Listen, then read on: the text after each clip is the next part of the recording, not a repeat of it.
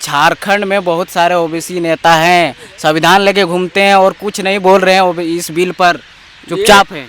ये उनके जो डाले हुए जो है ना दाने हैं, उन पे वो चुगने वाले चूहे हैं और वो उनके खिलाफ जा नहीं सकते हैं। दे सकते हैं कि हमारे साथ गलत हो रहा है। तो सिर्फ बैकवर्ड क्लास ओबीसी को ये जोड़ा गया तो पूरे हड़कंप मच गया। मैंने इसमें जलन है। इसमें मतलब पूरे भारत में जो है कि यहाँ पर जो है कि फॉरवर्ड क्लास जो है कि एक हो गया कि भाई ओबीसी को क्यों जोड़ रहे हो आप। सोच तुझे लड़कारा है, धन धरती और राजपाट में 90 भाग हमारा है। 10 का शासन 90 पर नहीं चलेगा, नहीं चलेगा। लेकिन हम हमारी संख्या जो है एससी एसटी ओबीसी की संख्या जो है लगभग 85% है, 52% जो है कि ओबीसी है। तो ओबीसी है कहाँ, किस एजुकेशन में आगे है। तो डॉक्टर B.R. अम्बेडकर ने कहा कि ऐसा व्यवस्था नहीं होना चाहिए कि जिसमें जज ही जज को नियुक्त करे। वर्तमान में कॉलेजियम सिस्टम के द्वारा, जिसका संविधान में कोई चर्चा नहीं है, और कॉलेजियम सिस्टम के द्वारा जज ही जज को सेलेक्ट कर रहा है। तो जैसे आपको पता है कि यूजीसी मामले में अभी पूरा देश में एससी एसटी ओबीसी सड़कों पर उतरे हुए हैं, क्योंकि वो बिल को रोक दिया गया है सुप्रीम कोर्ट के द्वारा। तो अभी बहुत सारे विरोध में हैं। उसी तरह आज हमारे साथ बहुत सारे लोग हैं जो कि यूजीसी बिल को जो रोक लगाया है उस पर क्या क्या बोलना चाहते हैं और क्या इनका राय है वो जानने का प्रयास करें। तो सर आप आपका नाम बताइए। मेरा नाम वीरेंद्र कुमार हुआ। सर ये यूजीसी जो है अभी एससी एसटी ओबीसी के समर्थन में बिल था, लेकिन सुप्रीम कोर्ट द्वारा रोक लगा दिया गया ये कह के कि इस पर कुछ गलत हो सकता है। तो अभी क्या लगता है कि ये रोकना सही था? मतलब इस अति पर, इस बिना पर कि गलत हो सकता है, लेकिन जो गलत हो रहा है उसको रोकने के लिए यूजीसी बिल पास किया गया था। हम देख सकते हैं कि रोहित वेमुला केस हुआ, पायल तडवी का केस हुआ, इनको जातीय उत्पीड़न मतलब जातीय भावना से इनका उत्पीड़न किया गया, शोषण, एक तरह से मानसिक शोषण किया गया, जिससे परेशान होकर उनको मजबूरी में उनको आत्महत्या का जो स्टेप है उठाना पड़ा। इससे क्या हो रहा है कि किसी भी कॉलेज में स्टूडेंट के ऊपर जो एससी एसटी ओबीसी के स्टूडेंट उनको जाति प्रताड़ना दिया जा रहा है, तो उसकी मानसिकता बदल रही है। वो अपने आप को मतलब हीन भावना से ग्रसित हो रहे हैं और कुछ तो कॉलेज छोड़ दे रहे हैं। हाँ, तो अब देखें कि एससी एसटी ओबीसी का ड्रॉप आउट जो संख्या है वो काफ़ी अधिक है जनरल के अलावा। तो ये तो सरकार नहीं, कोर्ट तो ये देखती, अभी कोर्ट में अधिकतर एससी एसटी ओबीसी का ये संख्या नहीं है, लेकिन जो 2 गो जज बोला और 2 गो जज सुना और उसी में ये रोक लगा दिया। तो इस पर आपको क्या लगता है कि एससी एसटी ओबीसी का वहाँ पे होना चाहिए पोस्ट में, कमेटी में? जब संविधान बना तो इस बात पे चर्चा हुआ था संविधान सभा में कि जज को कैसे नियुक्त किया जाए। तो डॉक्टर B.R. अम्बेडकर ने कहा कि ऐसा व्यवस्था नहीं होना चाहिए कि जिसमें जज ही जज को नियुक्त करे। वर्तमान में कॉलेजियम सिस्टम के द्वारा, जिसका संविधान में कोई चर्चा नहीं है, और कॉलेजियम सिस्टम के द्वारा जज ही जज को सेलेक्ट कर रहा है। तो उन्होंने ये भी कहा था कि कोई व्यक्ति ऐसा नहीं है कि वो उसके मन में बेईमानी नहीं आ सकता है, स्वार्थ नहीं हो सकता है, बिना स्वार्थ करा सकता है। तो उसी में जज भी आता है, जज में भी स्वार्थ हो सकता है और वह अपने लोगों को भर्ती कर सकता है। ये बाबा साहब ने कहा है संविधान साहब, वो अभी वही हो रहा है। एक परिवार के लोग जज बन रहे हैं, तो ये निश्चित है किसी एक जाति का लोग या एक वर्ग का लोग या एक परिवार का लोग अगर जज बनता है तो उसका निर्णय भी उसी परिवार के पक्ष में होगा। लेकिन उन लोगों का कहना है कि इस जो इक्विटी कमेटी बनेगा उसमें ब्राह्मणों की जनसंख्या नहीं है, कमेटी में नहीं है। तो उसमें तो अभी जितना यूनिवर्सिटी है भारत में 45 यूनिवर्सिटी है, उसमें तो अधिकतर सवर्णों की जनसंख्या ज़्यादा है।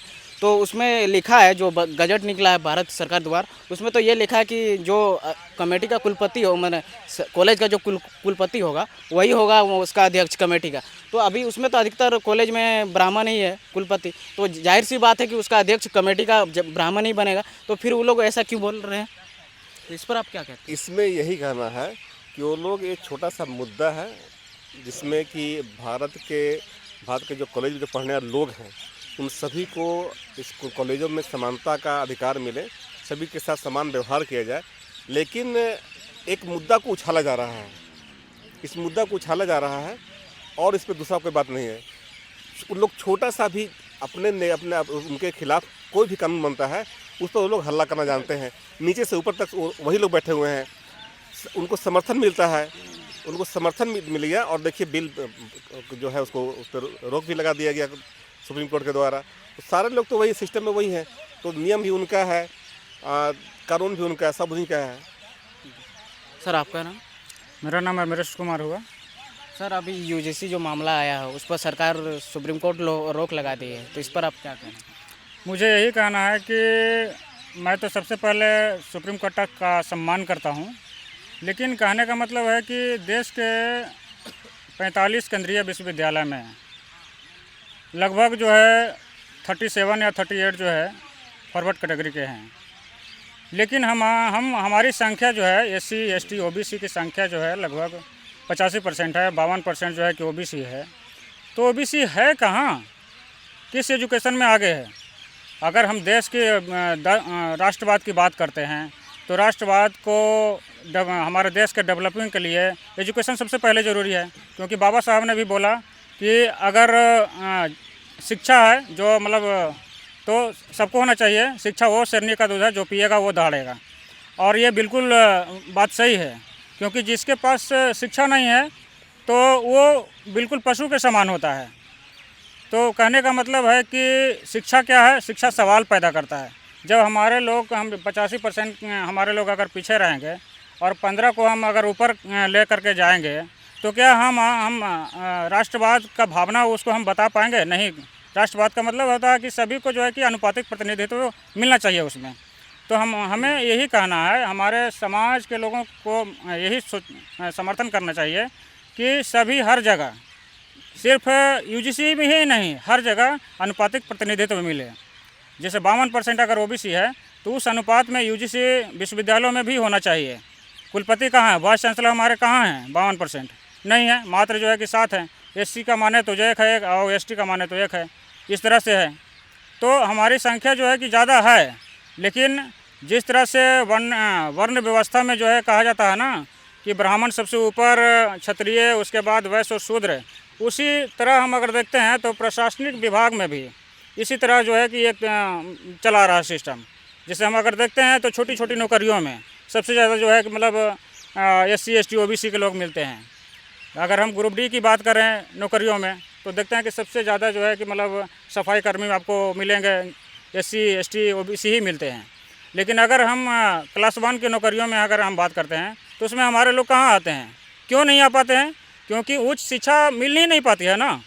जब तक उच्च शिक्षा प्राप्त नहीं करेंगे तब तक जो है कि हम कैसे उस चीज़ को फेस कर पाएंगे।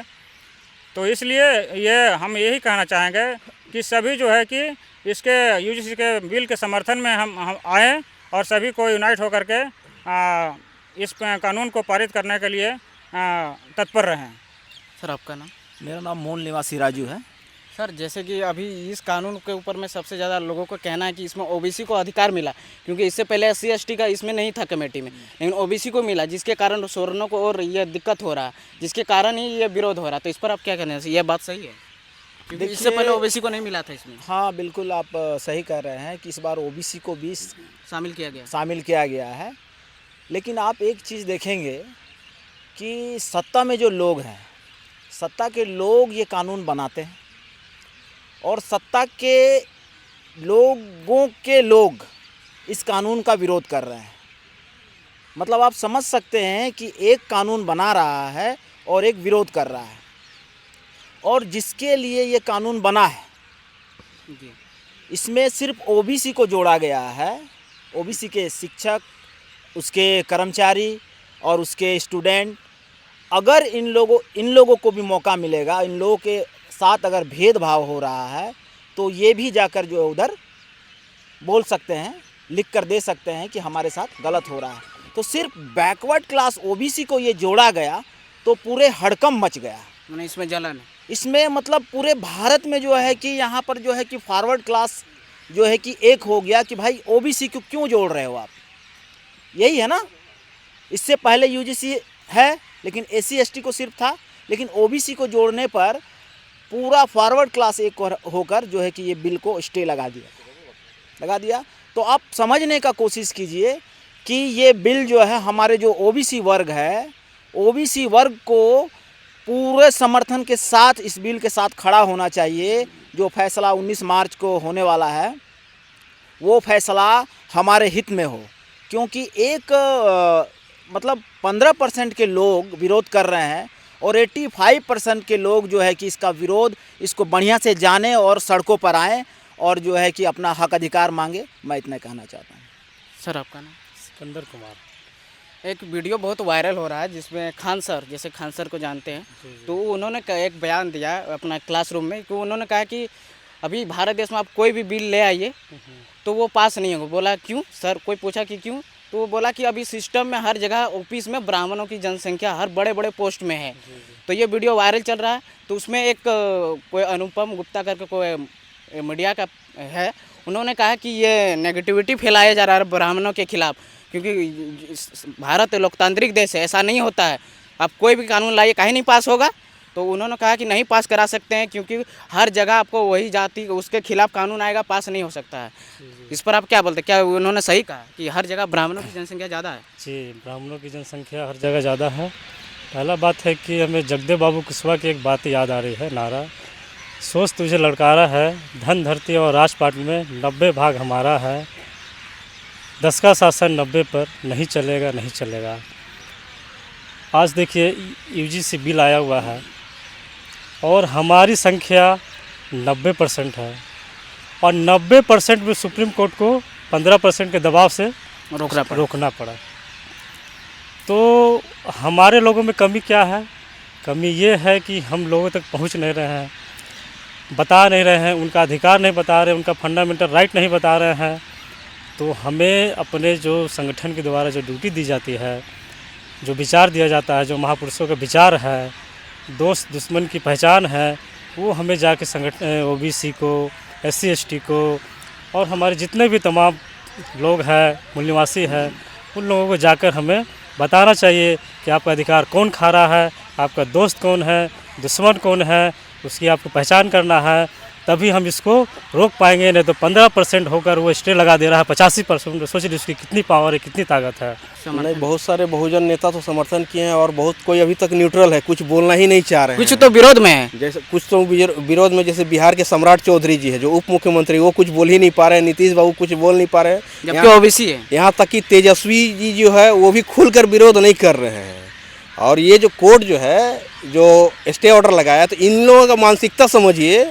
ये जो पहली पीढ़ी जो स्कूल कॉलेज पहुंची तो उसको बर्दाश्त नहीं हो रहा है कि कैसे ये लोग जज बन रहा है, कैसे ये लोग ऑफिसर बन रहा है, कैसे A1 क्लास का डॉक्टर बन रहा है। हमारे जज पे जो है जूता फेंक रहे हैं लोग, हमारे राष्ट्रपति को मंदिर में ढुकने के भेदभाव कर रहे हैं।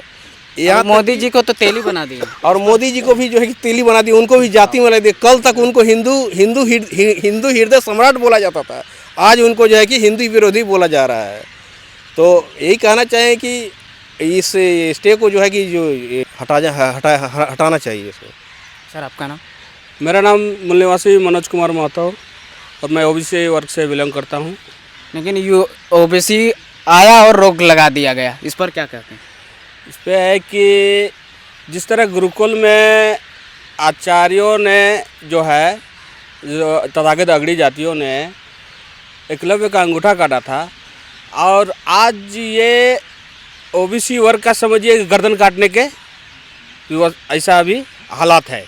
और बहुत से जो पिछड़े वर्ग के लोग हैं वो समझ इसको नहीं रहे, लेकिन आने वाला पीढ़ी का जो है, समझिए ओबीसी का आने वाला पीढ़ी के जो है लोग हैं उसका गर्दन कट जाएगा। ये तो शिक्षण संस्थान एक छोटा सा IT है, अभी अन्य संस्थानों में प्रतिनिधित्व ना के बराबर है जी। झारखंड में बहुत सारे ओबीसी नेता हैं, संविधान लेके घूमते हैं और कुछ नहीं बोल रहे हैं इस बिल पर, चुपचाप हैं। ये उनके जो डाले हुए जो है ना दाने हैं, उन पे वो चुगने वाले चूहे हैं और वो उनके खिलाफ जा नहीं सकते हैं। और असली मुद्दों को, जो सामाजिक जो वर्गीय जो संघर्ष है, उसको दबा के व्यक्तिवाद और परिवारवाद में ही उसको ध्रुवीकरण करने का और ढांढस दिखा के व्यक्तित्व का जो है निर्माण करना चाहते हैं और नेता बनना चाहते हैं। इस स्टे को नहीं हटाया गया तो फिर SC ST OBC का क्या होगा, क्या करना चाहिए? उसका जो है जिससे का समर्थन करना चाहिए, ST SC OBC का जो है। और सामाजिक स्टे नहीं हटाया, रोक लगाया हुआ है, यदि नहीं हटाया सुप्रीम कोर्ट तो क्या कीजिएगा? तो सारा जो है पावर तो उन्हीं के पास है, लेकिन उससे ये जो है पता चल गया, जो हिंदुत्व नाम का जो है वो गुब्बारा जो है वो पंचर हो गया। ठीक है, अब ये मौका है, मूल निवासी बहुजनों को मौका है कि वो ध्रुवीकरण करे, सामाजिक ध्रुवीकरण करे और सामाजिक एकता को स्थापित करके उसका जवाब दे। सर, तो आप ये बताइए कि ये आंदोलन तो चल ही रहा है और ये आंदोलन चल रहा है, अब इसमें स्टे नहीं हटाया, तो आप लोग का प्लान क्या है? लोगों को कैसे बताइएगा कि ये बिल हमारे लिए सही है, इसके विरोध में जो वो लोग कर रहा है, तो हम लोग को क्या करना चाहिए कि ये बिल पास हो जाए SC ST OBC को?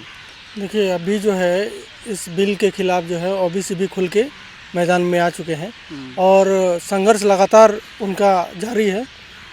हम इसमें ये कर सकते हैं कि मूल निवासी संघ के बैनर तले, और मूल निवासी संघ जो संगठन है हमारा सामाजिक संगठन, तो हमारा काम है समाज को जागृत करना। तो हम इसमें जो है OBC अपने भाइयों को इसमें सटीक इसका उदाहरण एक एक चीज़ का दे के बताएंगे कि भाई ये जो बिल है ये आपके हित में है, और OBC इस कानून को अगर लागू नहीं करवा पाया तो आने वाला समय में और किसी भी चीज़ का कोई कानून भी नहीं लागू करा पाएगा। ये जो है एजुकेशन जो है ना, ये बहुत इम्पॉर्टेंट चीज़ है।